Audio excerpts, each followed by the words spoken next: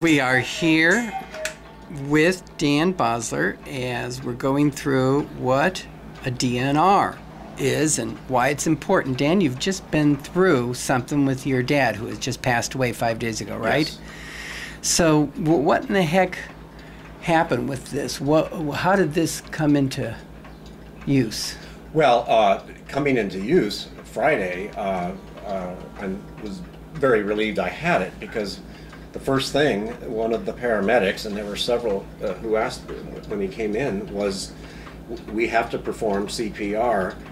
Do you have an advance directive? And how long had your dad been gone? By the time they got here, it was at least 2 hours. He died at 6:45 in the morning, and I didn't call right away because I wanted to give time for myself and my brother and my sister to say our goodbyes in peace and quiet.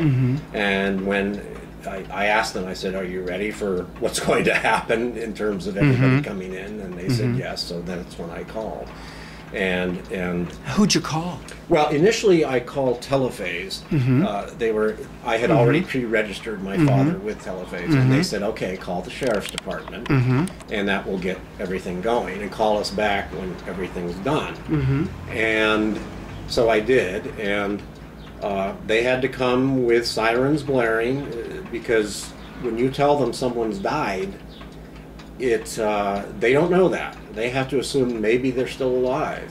So they come with sirens, and they come in, and they would have gone in and started to perform CPR on someone who had essentially been dead for 2 hours, had it not been for the advance directive stating, and approved by his physician and signed by myself, stating that don't do that. And it was a great relief, not only for us but for them. I could see that the paramedics were relieved that we had done that.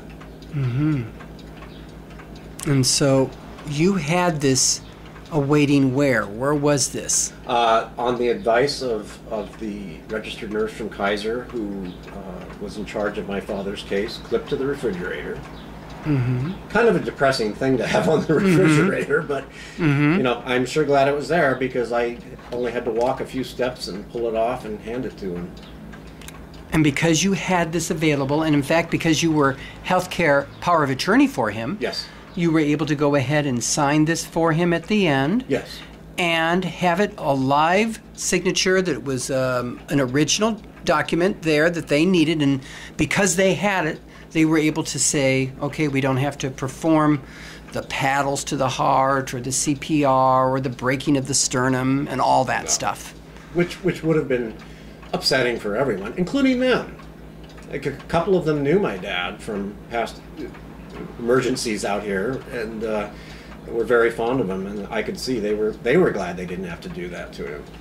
Well, I want to thank you very much for sharing this with all of our clients.